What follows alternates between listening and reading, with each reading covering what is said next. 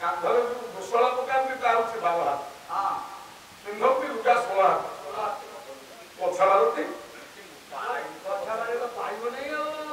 कभी मानक जो जो लुगा दिन सब पछा मारुछंती काई पछा मारन बाक्य नहीं ताको पट्टी जाय जन्म ताको गोड़ जन्म होइतो पछा मारता हां बाक्य नहीं बुले कि ना पट्टी जाय जन्म होई छंती आज्ञा किंतु ताको दिगंबर काई कहा जाय काई आज्ञा दिग अवंबर प्रत्येक दिगाव अंबर प्रत्येक दिगाव आकाश में जो भगवान शिवं का विभूति ढाक आज्ञा आपण जोति देखिबे शिव अछन ताको बुझि पल्लेनी ताको देह शास्त्र लोक ना शिवं का विभूति गाइला ना ना तेरे बहुत संगे मंगला कौन शिव हमें जाई पारिबा शिव हां पहले के हाथ थाई ये डाके हमें जाई पारिबा ना ना ना भगवान के हाथ थाई के डाकी दे ये थाई के डाकी दो ए सती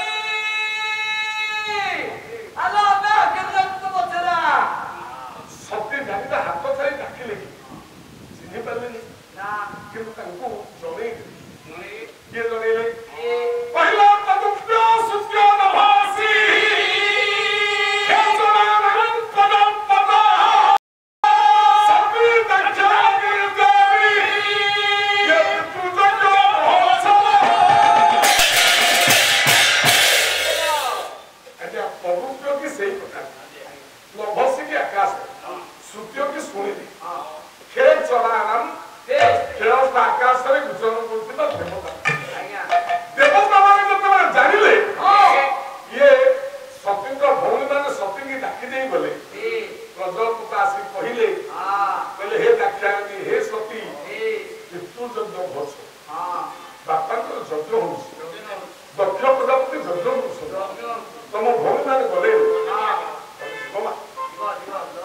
सती कहिले अरे मो बापा जन्म होछंदी अथच मोटे डाकी दानी सानो झिया मु केमी संभव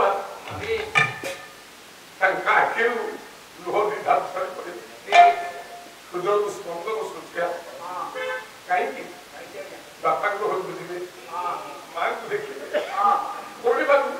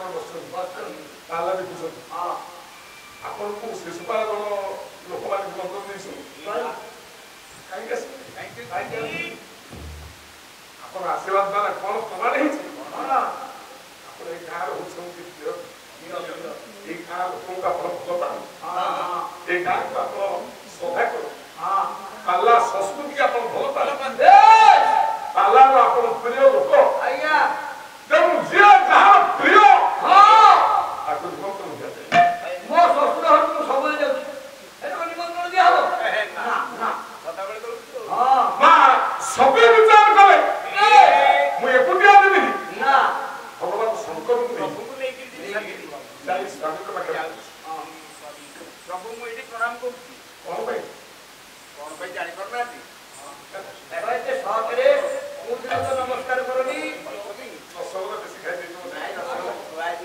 ନା ଅର୍ଜୁନ ଭାଇ ମୁହଁରେ ମୁହଁ ଖୋଲି ତାହେଲେ କାହିଁକି ତମ ହୃଦୟର ସ୍ପନ୍ଦନ ଆଖିରେ ଲୁହ ଯିବା ପାଇଁ ମୁଁ ଝିଅ କେବେ ବାପାଙ୍କ ଘରକୁ ଯିବାକୁ ତା ସ୍ୱାମୀ କହେ ଯୋଉ ଝିଅ ତା ସ୍ୱାମୀକି କହେ ମୁଁ ବାପ ଘରକୁ ଯିବି ଦେଖିଲେ ତାହା ହଉଛି ପବ୍ୟବ୍ରତାର ଏକ ସ୍ଥଳ। ଆପଣ ମାନେ ଝିଅକୁ ଦୁହିତା କହନ୍ତି ଦୁଇ କୂଳକୁ ହିତା ବୋଲି ଦୁହିତା ଦୂରାର ହିତା ଯଶ ଦୁହିତା ଦୂରାର ହିତା ଝିଅକୁ ବହୁ ଦୂରରେ ବାହା ଦେବେ ପାଖରେ ନୁହେଁ ଯଦି ଗାଁ ପାଖରେ ଝିଅ ବାହା ଦେଇଦେବେ କୋଉ ଝିଅ ଘରକୁ ଯାଏ ଯେବେ ପାଇଥିବ ସ୍ୱାମୀର ବୁକୁ ଯେ ସ୍ୱାମୀ କି ଆଖିରେ ଚପେଇକି ରଖିଦବ ସେ ବାପ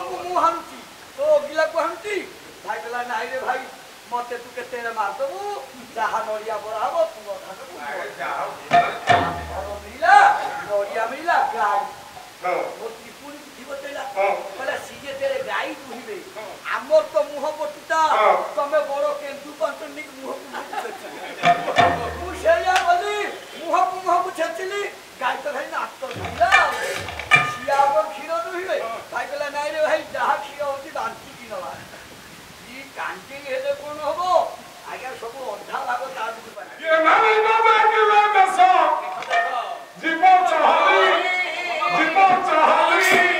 दुनिया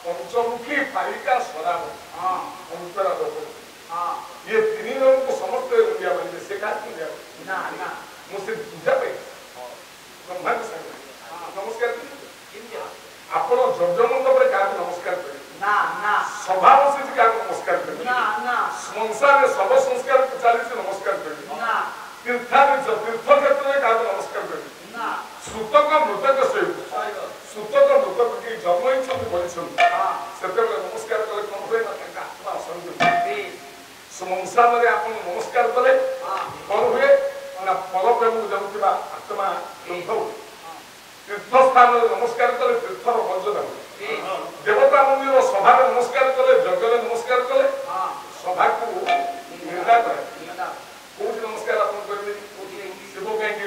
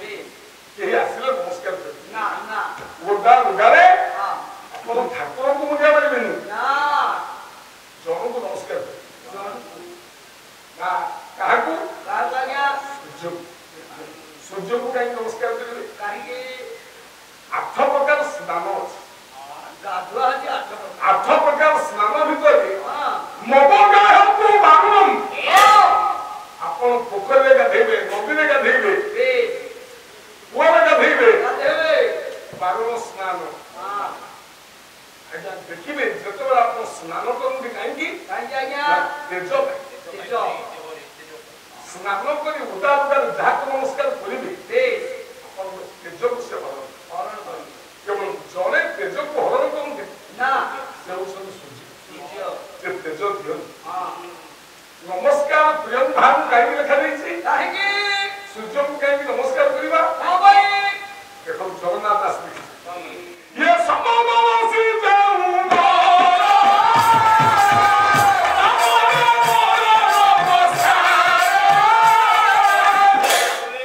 ଯେ ସମଦଳସୀ ଆପଣ ନମସ୍କାର କରିବେ। ଦୁନିଆରେ ସମଦଳସୀ ହେଉଛନ୍ତି ଜଣେ ସୂର୍ଯ୍ୟ। କେମିତି ସମଦଳସୀ? ନିର୍ଗୁଣ ସୋପି ଜଣେ ଆସୁ ଦୟା ପୂର୍ବନ୍ତି ସାଧବ ନହି ସହବତେ ଜ୍ୟୋତ୍ସନା ସୂର୍ଯ୍ୟ ଚଣ୍ଡାଳ ବେଶ। ଆଜ୍ଞା ସୂର୍ଯ୍ୟମା ଯେତେବେଳେ ଉଦୟ ହନ୍ତି ସେ କିରଣ ସମସ୍ତଙ୍କୁ ଦିଅନ୍ତି। ଜଣେ ବ୍ରାହ୍ମଣକୁ ଯେମିତି ଋଷିକି ଯେମିତି ଜଣେ ଚଣ୍ଡାଳକୁ ଦେବତା ମଣ୍ଡଳରେ ଯେତିକି କିରଣ ଦେବେ ପଶାଇବେ ସେତିକି। ସୂର୍ଯ୍ୟ ହଉଛନ୍ତି ସମଦଳସୀ। ଖାଲି ସେତିକି ନୁହେଁ ଗୋମୟ ଗୃହ ଶୁଦ୍ଧଞ୍ଚ ବିଶ୍ୱ ଶୁଦ୍ଧ ବିଭାଗ। ସୂର୍ଯ୍ୟ ଏ ବିଶ୍ୱକୁ ଶୁଦ୍ଧି କରୁ। ତାଙ୍କୁ ନମସ୍କାର କଲେ ଆମେ ପବିତ୍ର। ଆଜ୍ଞା ଦେଖିବେ ଜପତଂ ଜଳମା ମଧ୍ୟସ୍ଥ ଦୂରସ୍ଥଂ ଯଦି କେହି ଦୂର ଅଛନ୍ତି ନମସ୍କାର କରିବେ। ଅଶ୍ୱାରୂଢ ଘୋଡ଼ା ଉପରେ ବସିଛି ରଥ ଉପରେ ବସିଛି ତାକୁ ନମସ୍କାର କରିବେ। ଅଜାନତଂ ଜାଣି ନଥିବା ଲୋକଙ୍କୁ ନମସ୍କାର କରିବେନି। ଆମର ଏଇଠି ଆଚାର୍ଯ୍ୟ ଭାଇମାନେ ଉଠିଲେ ଜଣେ ଜ୍ଞାନୀ ବ୍ରାହ୍ମଣ କର୍ମକାଣ୍ଡ ଜାଣିଛନ୍ତି।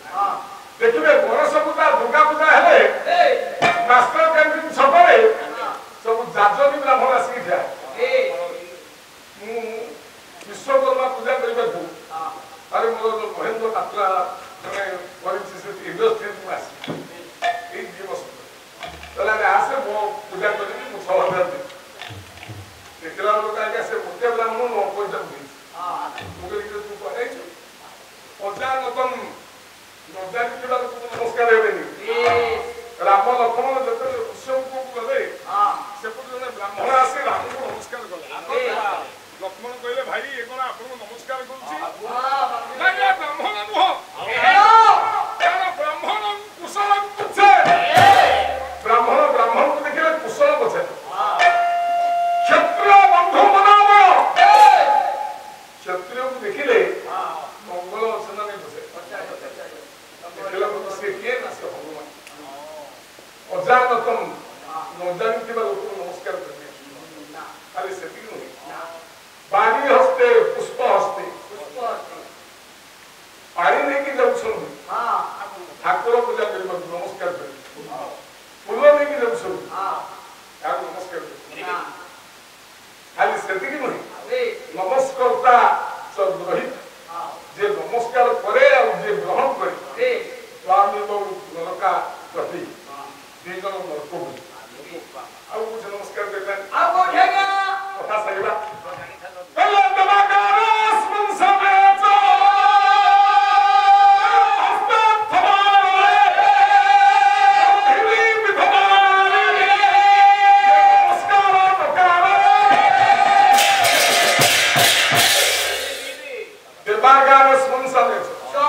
ଠାକୁରଙ୍କ ମନ୍ଦିରରେ ଆପଣ କାହାକୁ ନମସ୍କାର ମଶାରୀ ପଦରେ କାହାକୁ ନମସ୍କାର ତୈଳ ହସ୍ତେ ତେଲ ଲଗେଇ ଯାଉଛି ତେଲ ଲଗେଇ ଗଲାବେଳେ କାହାକୁ ନମସ୍କାର ମା ତେଲ ଲଗେଇ ଗଲାବେଳେ ଯଦି ଆପଣ ନମସ୍କାର କରିବେ କ୍ଷତି ହବ ଜାଣନ୍ତି? ଆପଣଙ୍କ ଲକ୍ଷ୍ମୀ ଚୁଟି ତେଲ ଦେହରେ ଲଗେଇଲେ ଶଙ୍କୁଳି ହୁଏନି। ତେଲ ଶଙ୍କୁଳି ନୁହେଁ। କର୍ମକାଣ୍ଡରେ ଲେଖାଯାଇଛି ଆପଣ 3 ଦିନ ତେଲ ଲଗେଇ ପାରିବେ। ଶନିବାର ସୋମବାର ବୁଧବାର। ଆଉ ସେଇ କର୍ମକାଣ୍ଡରେ ଲେଖାଯାଇଛି ଆପଣ ସବୁଦିନ ତେଲ ଲଗେଇବେ କିନ୍ତୁ ରାଶି ତେଲ ଖସା ତେଲ ଆପଣ 3 ଦିନ ଲଗେଇବେ। ରାଶି ତେଲ ସୋମବାର ଲଗେଇବେ ଶନିବାର ଲଗେଇବେ ଆଉ ବୁଧବାର ଲଗେଇବେ। ମା ତେଲ ଲଗେଇ ନମସ୍କାର କଲେ କଣ କ୍ଷତି ହୁଏ ଶୁଣନ୍ତୁ। ଧର୍ମଶାସ୍ତ୍ରରେ ଲେଖା ଯାଇଛି ଆଜ୍ଞା ଆପଣ ଏଇ ଦିନ ତେଲ ଲଗେଇବେନି, ମାଛ ଖାଇବେନି, ମାଂସ ଖାଇବେନି। ଅମାବାସ୍ୟା, ଏକାଦଶୀ, ସଂକ୍ରାନ୍ତି, ପୂର୍ଣ୍ଣିମା ଲେଖା ଯାଇଛି ସ୍ତ୍ରୀ ତୈଳ ବର୍ଜନ, ମତ୍ସ୍ୟ ମାଂସ ନିଷେଧ, ତେଲ ଲଗେଇବେନି। ଗୋଟିଏ ଦିନ ଆପଣ ତେଲ ଲଗେଇବେ। ସେଇଟା କୋଉ ଦିନ? ଆମେ ଆଜ୍ଞା ଯଜମାନଙ୍କୁ ବୁଲି ବୁଲିକି କହୁଛୁ, ତାଙ୍କ ତ ମନ ନାହିଁ। ଗୋଟିଏ ଦିନ ତେଲ ଲଗେଇଲେ କଣ ହବ? ଲକ୍ଷ୍ମୀ ଆସିବ। କୋଉଥିରେ ଲେଖା ଯାଇଛି? କୋଉଥିରେ ଆଜ୍ଞା? ଆପଣଙ୍କର ଭଲ ବାୟୁ ତନ୍ତ୍ର, ଆପଣଙ୍କୁ ପାଞ୍ଜିରେ ସବୁ ପାଞ୍ଜି। ଗୋଟିଏ ଦିନ ତେଲ ଲଗେଇ ଅମାବାସ୍ୟାରେ ଗାଧେଇବେ। ସେଇଟା କୋଉ ଦିନ? ପାଞ୍ଜିରେ ଲେଖା ଯାଇଛି, ଏଇ ପାଞ୍ଜି ହେଇଛି। କୋଉ ଦିନ? ଲକ୍ଷ୍ମୀ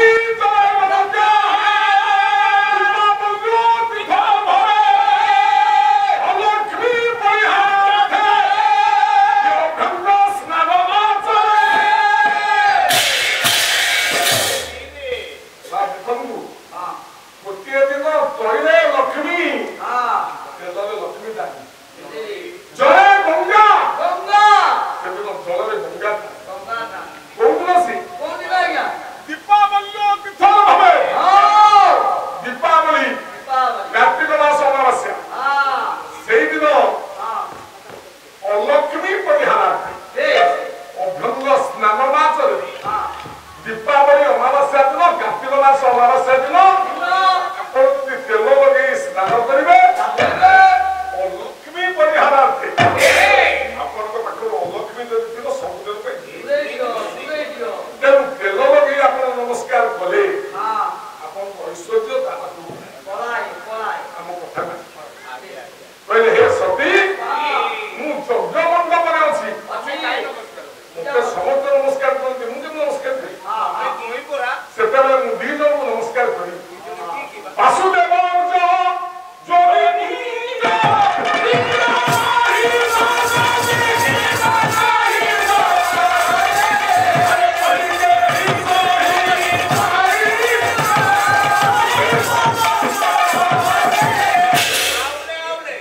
ବାସୁଦେବ ବିଷ୍ଣୁ ଅବ୍ଜଲୀ ବ୍ରହ୍ମା, ଏ ଦି ଜଣଙ୍କୁ ନମସ୍କାର। ସିଏ ଗୋଟେ ନମସ୍କାର, ମୋ ବାପା ବୁଝିଲେନି ମତେ ଯଜ୍ଞରେ ପୂଜା କରିଛନ୍ତି, ମୁଁ ତାଙ୍କୁ ନମସ୍କାର। ଠିକ ଅଛି, ଆଜି ଯଜ୍ଞ କରୁଛନ୍ତି, ଶିବ ହିର ଯଜ୍ଞ, ଆମେ ଯିବା। ନିମନ୍ତ୍ରଣ ନବାଇଥିଲେ ମଧ୍ୟ ଆମେ ଯିବା। କିନ୍ତୁ ଦେଖିଲେ ନିମନ୍ତ୍ରଣ ଦେଇନାହାନ୍ତି, ଆପଣ ଯିବେ। କିନ୍ତୁ ଗୋଟାଏ କଥା ମନେ ରଖିବେ, ମା ଯୋଉଠିକି ନିମନ୍ତ୍ରଣ ଆପଣ ଆସିବେ ଗୋଟେ ମତେ ନିଜ ଦକ୍ଷ କହିଛନ୍ତି, ମୋ ଯଜ୍ଞ ଶିବହୀନ ଯଜ୍ଞ, ମତେ ନିମନ୍ତ୍ରଣ କରିବିନି, ମତେ ଡାକିବୁ।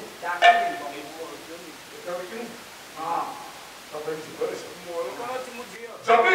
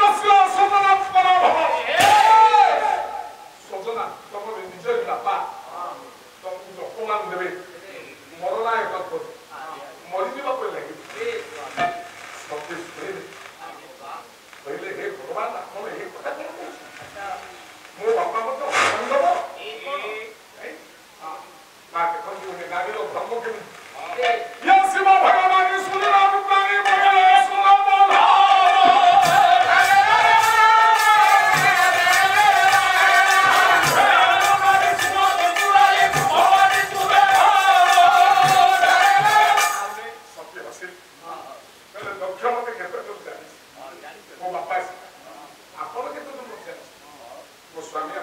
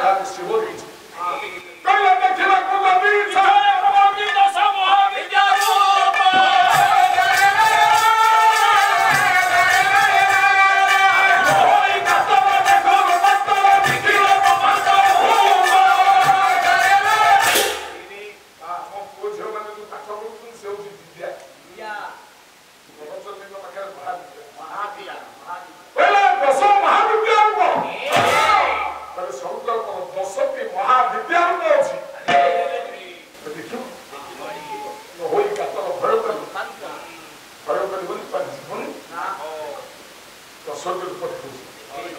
କାଲି ତାର ମହାବିଦ୍ୟା ସରସୀ ଭୁବନେଶ୍ୱରୀ ଭଗବତୀ ଛିନ୍ନମସ୍ତାଚ ବିଦ୍ୟା ଭ୍ରମୟୀ କଥା ଭଗମୁଖୀ ସିଦ୍ଧ ବିଦ୍ୟା ମହାପଙ୍ଗୀ କଳାତ୍ମିକା ଏକଦଶ ମହାଦେବୀ ମହାବିଦ୍ୟା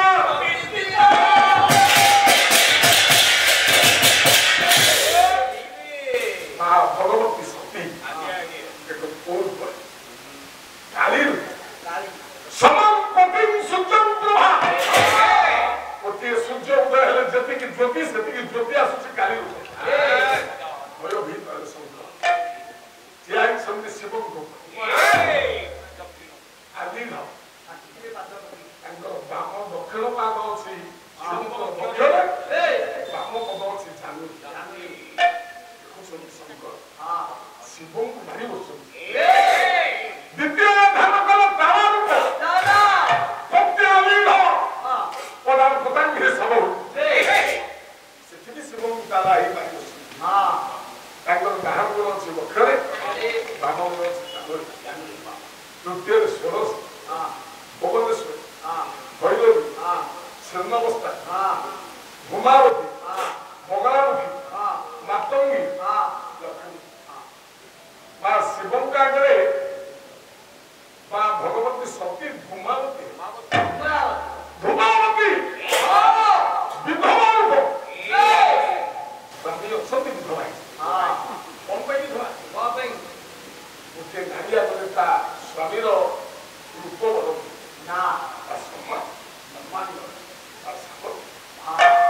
ଭଗବାନ ମତେ ଭାତ ଛାଡ଼ିବାକୁ କହିଲେ ମୋ ସ୍ୱାମୀ ପୂଜ୍ୟ ଯୋଉଠି ପୂଜା ପାଇଛନ୍ତି ସେଇଠି ନିନ୍ଦା କରୁଛନ୍ତି ପାଇକି ରଖ ପଚାରିବା ମୁଁ ବିଧବା ସ୍ୱାମୀ ଥାଇ ସ୍ୱାମୀ ଥାଇ ବିଧବା କିଏ ସତୀ ସ୍ୱାମୀ ଅଛନ୍ତି ବିଧବା ଦେଖନ୍ତୁ ଦ୍ୱାପର ଯୁଗରେ ଦେଖନ୍ତୁ କଳି ଯୁଗରେ ଦେଖନ୍ତୁ ଚାରି ଯୁଗରେ ସ୍ୱାମୀ ଥାଇ ବିଧବା ସ୍ୱାମୀ ଅଛନ୍ତି ବିଧବା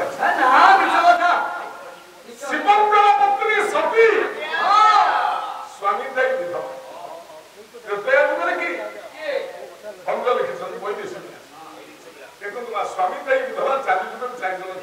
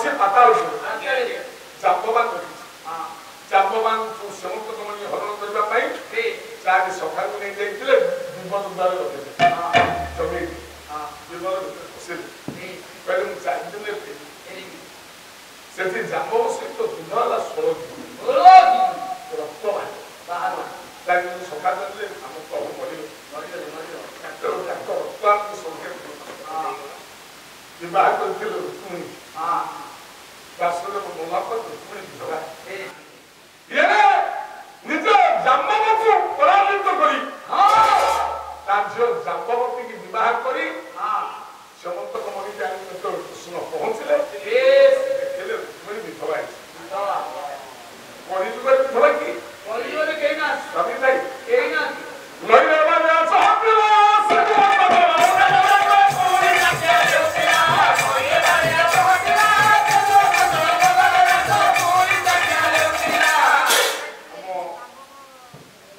ଆମ ମାଦଳା ଠାକୁରଙ୍କ ପାଖରେ ଖାଲି ଲେଖା ହେଇଛି ତା ନୁହେଁ ଇତିହାସରେ ଲେଖା ହେଇଛି ବେଶୀ ଦିନ ନୁହେଁ 1857 ମସିହା 1857 ମସିହା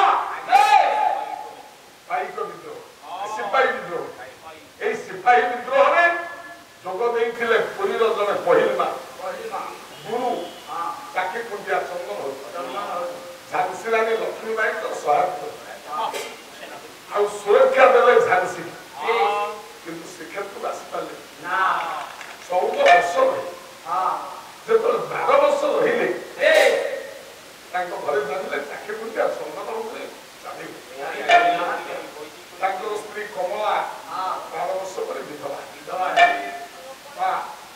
2 ବର୍ଷ ବିତିଗଲା ପରେ 14 ବର୍ଷ ନିଜେ ଚାକି ଖୁଣ୍ଟିଆ ଚନ୍ଦନ ହଜୁରୀ ବିଜୟୀ ହେଇ ଫେରିଛନ୍ତି ଫୁଲମାନ ପକେଇ ଆସୁଛନ୍ତି ବାଜା ବାଜୁଛି ସମସ୍ତେ ଦେଖିଲେ ତା ସ୍ତ୍ରୀ ବିଧବା ହେଇଛି କମଳା ଚାଖିଆ ଆସେ ନଈରେ ବାଣିଆ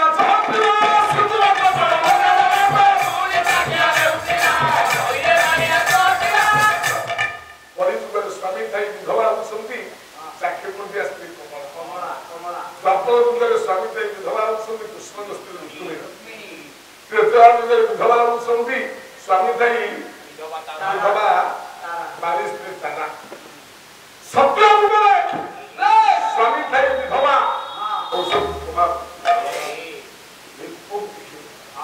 ଶିବ ଛାଡ଼ିଲେ ମହାବିଦ୍ୟା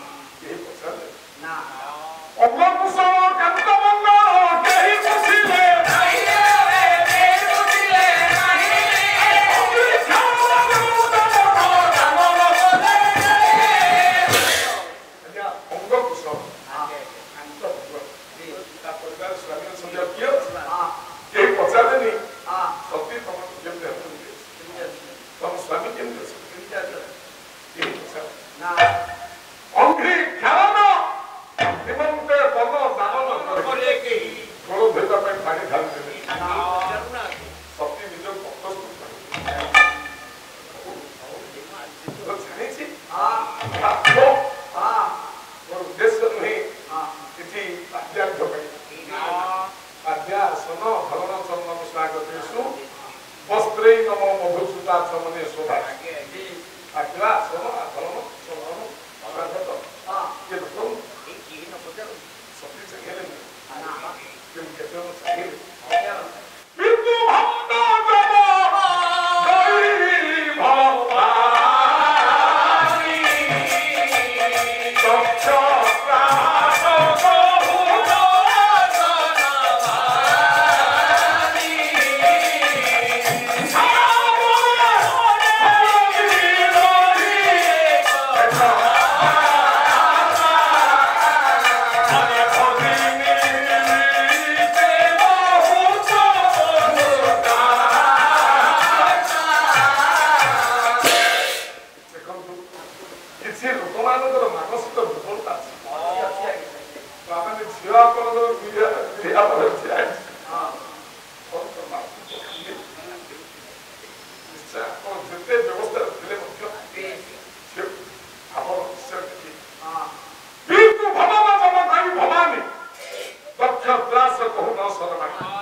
ବାପାଙ୍କ ଘରକୁ ଯେତେବେଳେ ଭବାନୀ ଗଲେ ଦକ୍ଷଙ୍କ ଭୟରେ କେହି ତାଙ୍କୁ ସମ୍ମାନ ଦେଲେ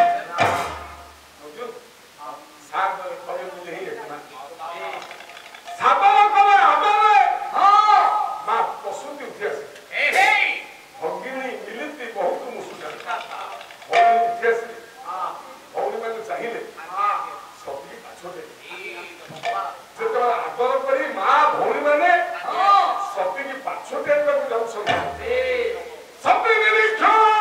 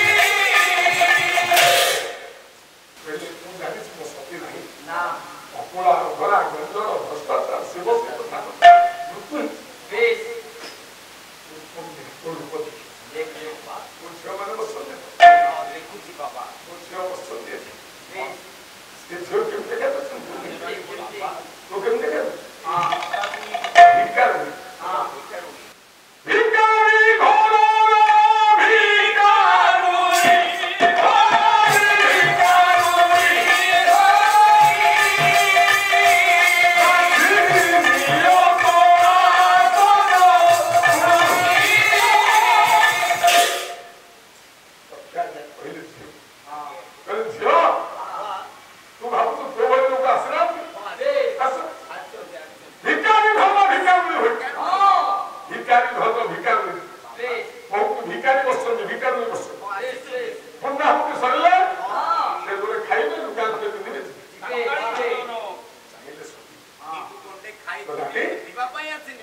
ବୋଇଲେ ହେ ବାପା ତାହା ନାମ ଶିବ ତାହା ଠାରେ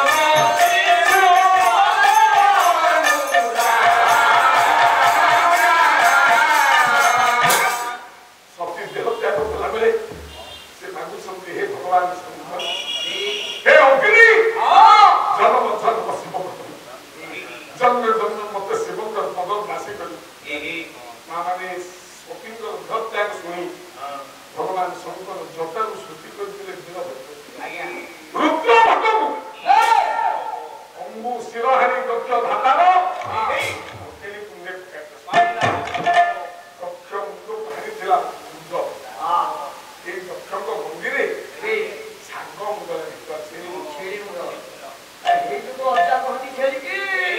ଆପଣ ମାନେ ଛେଳିକି ଅଜା କହନ୍ତି ଯେହେତୁ ସତୀ ଆମର ମା ତାଙ୍କ ବାପା ହଉଛନ୍ତି ଆମର ଅଜା ଛେଳି ମୁଣ୍ଡ କାହିଁକି ଲାଗିଲା ଅସନ୍ତୁଷ୍ଟ ଭଗବାନ ଶିବ ଜାଣିପାରିଲେ ମୋ ସତୀର ଦେହ ପଡ଼ିଛି ଅଗ୍ନିକୁଣ୍ଡ ଅଗ୍ନିକୁଣ୍ଡକୁ ସାଉଥିଲେ ସତ୍ୟ ଦେହ ସେ ଯେହେତୁ ଯୋଗରେ ଜୀବନ ଦାନ କରିଛନ୍ତି ନୈନଂ ଛିନ୍ଦନ୍ତି ଶସ୍ତ୍ରା ନୈନଂ ଦହତି ଆତ୍ମାକୁ ଯେମିତି ଅଗ୍ନି ପୋଡ଼ି ପାରେନି ଅସ୍ତ୍ର ଛିଡ଼ି ପାରେନି ପବନ ଉଡ଼େଇ ପାରେନି ଦେହ ଅଗ୍ନି ଛୁଇଁ ପାରେନି ସେ ସବୁ ଜୀବନରେ ଜଣେ ଦେବତା ହଉଛନ୍ତି ରାମ ମାଝୀ ଏବେ ଆଜ୍ଞା କିସ୍ରେ ଅଛନ୍ତି ସାମନ୍ତ ତାଙ୍କୁ ଆଣି ଆସିଛନ୍ତି ତାଙ୍କ ସ୍ତ୍ରୀ ସବୁକୁ ଧରି 8 ବର୍ଷ ଘଣ୍ଟା ଟିକେ ମୋ ଭାରତ ସାରା ଗୋଟାଏ ତା ସ୍ତ୍ରୀ ସବୁକୁ ଧରି 8 ଘଣ୍ଟା ସତୀଙ୍କ ସବୁକୁ ପଚାରୁ ଧରିଥିଲି କି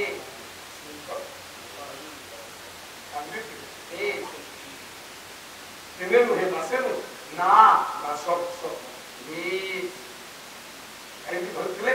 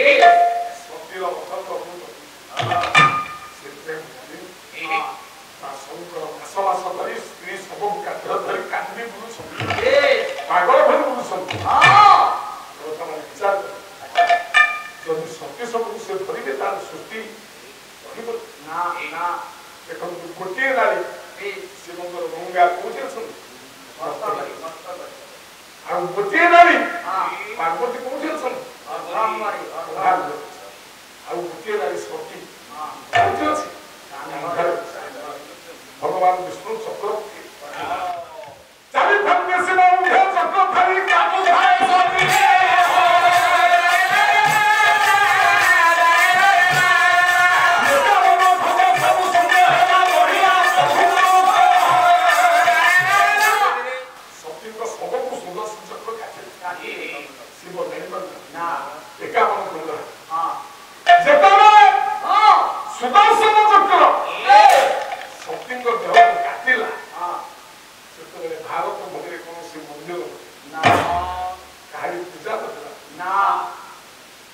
ସତୀଙ୍କର ଅଙ୍ଗ ପଡ଼ିଲା ସେଠି ମାର ଗୋଟେ ଗୋଟେ ମନ୍ଦିର ଶିବଚ୍ଛ ପାଣି କବି ଇଏ ବୀରକିଶୋର ଦେବ ଗଜପତି ମହାରାଜଙ୍କ ଠାରୁ ଲାଇସେନ୍ସ ପାଇଥିଲେ ଆନନ୍ଦ ବଜାର ଭିତରେ ଯୋଉ ସଦଗ୍ରନ୍ଥ ନିକେତନ ସେଠି ବହି ବିକିଲେ ପ୍ରଥମ ବହି ବିକ୍ରେତା ପୁରୀର ଶିବଚ୍ଛ ପାଣି ସେ ଲେଖିଛନ୍ତି ନୀଳମାଧବ ଗୋଟେ ବହି এই পদে বলিবা আমার সাথী মানে খাইলে পড়ে আসলে ইয়ে সব খন্ড খন্ড হেলা কেউ ঠারে কেউ অঙ্গে বজিলা হে জিয়া খাবরে জিয়া খাবরে সত্যি দেখো জিয়া হে জিয়া খাবরে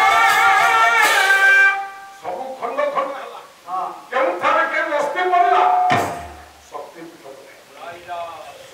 ସତୀଙ୍କର ଅଙ୍ଗ ପଡ଼ିଲା ସେଠି ଶକ୍ତି ଏଠି ମା ଗଡ଼ ଦେବୀ ଗଡ଼ଚଣ୍ଡୀ ହେଉଛନ୍ତି ଆଗ ପ୍ରତିଭା ଦେଖନ୍ତୁ ଶିଶୁପାଳଙ୍କର ଇତିହାସ ଆଗ ମାର ମନ୍ଦିର ତାପରେ ବାପା ଇଏ ଅଙ୍ଗ ଯୋଉଠି ପଡ଼ିଲା ସେଠି ଶକ୍ତି ପିଠା ଶିବଚ୍ଛ ପାଣି କଣ କହିଲେ ଆସି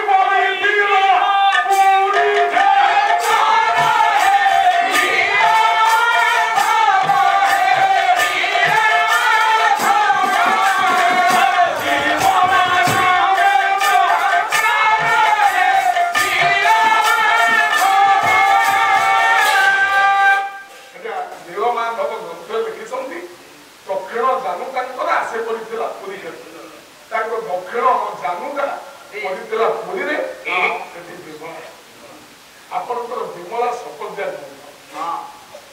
ବିମଳା ସ୍ତୋତ୍ରରେ ଲେଖା ଦେଇଛି କଣ ଶ୍ରୀ ପାଦ ପୀଠେଶ୍ୱରୀ ବିମଳାଙ୍କ ପାଖରେ ପଡିଥିଲା ଦକ୍ଷିଣ ପାଦ ତେଣୁ ପାଦ ପୀଠେଶ୍ୱରୀ ଆପଣଙ୍କ ଉଡିଶ ପନ୍ଥ କୁହାଯାଇଛି ଜାନୁ କରିନଥିଲା କି ପାଦ କରିନଥିଲା ଉତ୍କଳେ ରସନା ଉଦ୍ରଦେଶ ବିମଳା ପୁରୁଷୋତ୍ତମ ତତ୍ତ୍ୱଶିଷ୍ଟ ମହାପୀଠ ଇଏ ଜଗନ୍ନାଥ ରସନା ଉଦ୍ରଦେଶ ଓଡ଼ିଶାରେ ପଡ଼ିଥିଲା ସତୀଙ୍କର ଜିହ୍ୱା ବିମଳା ପୁରୁଷୋତ୍ତମ ବିମଳା ଜିଭ ପରିବାର ବିମଳା କାହିଁକି ହେଲେ ତତ୍ତ୍ୱଶିଷ୍ଟ ମହାପୀଠ ଶ୍ରୀକ୍ଷେତ୍ର ହେଉଛି ଉଚ୍ଚିଷ୍ଟ ପୀଠ ଜଗନ୍ନାଥ ସେଠି ଖାଆନ୍ତି ରାମେଶ୍ୱରରେ ସ୍ନାନ କରନ୍ତି ଦ୍ୱାରିକାରେ ପ୍ରଭୁ ବେଶ ଆଉ ବଦରିକା ଜଣେ କହିଲେ ଜିହ୍ୱା ପଡିଛି ଜଣେ କହିଲେ ପାଦ ପଡିଛି ଜଣେ କହିଲେ ଜାନୁ ପଡିଛି ଆପଣଙ୍କର ବିମଳା ତନ୍ତ୍ର କଣ କହିଛି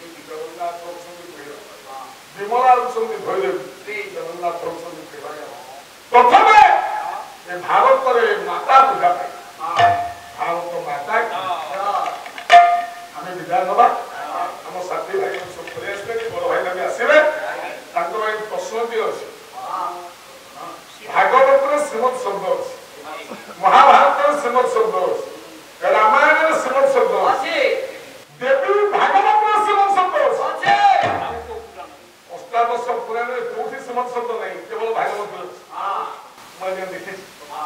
देखी पढ़ी अष्टादश पुराण सब पढ़े कहले भाई देखी पढ़ी कि सब अध्याय शेष मुझे देखी केवल भागवत श्रीमद शब्द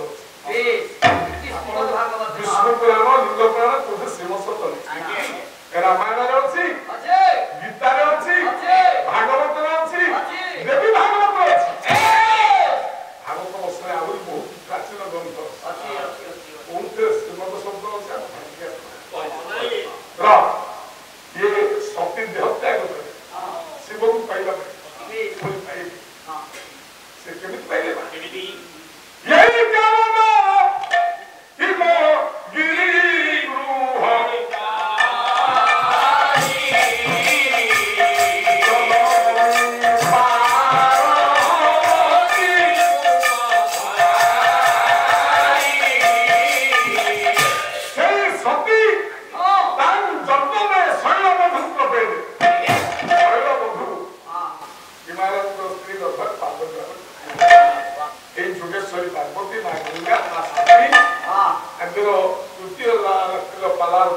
ପାହାଚରେ ଚୁଣ୍ଡୀଭୂତ ହେଉଥିବା ସମସ୍ତ ସାହିତ୍ୟାନୁରାଗୀ ସଦନମଣ୍ଡଳୀ ପୁରାଣ ଶ୍ରୀ ନାଟକଳ୍ପା ଭଗିନୀକଳ୍ପା ପୂଜା ମହିଳାମାନଙ୍କର ପୁରାପୁରି ପୁଅ ଝିଅମାନଙ୍କର ଏ ଅନୁଷ୍ଠାନର ସଭାପତି ସମ୍ପାଦକ ସଭ୍ୟ ମହୋଦୟମାନଙ୍କ ସମେତ ଆମର ସଭାପତି ଯୋଗୀନାଥ ବାବୁ ଅର୍ଜୁନ ଭାଇ ଏବଂ ସମସ୍ତ ସହକାରୀ ଭାଇମାନଙ୍କର ଆମ ଅଭିଭାବୀ ବି ଅଛନ୍ତି ମତେ ଗାଡ଼ିଏ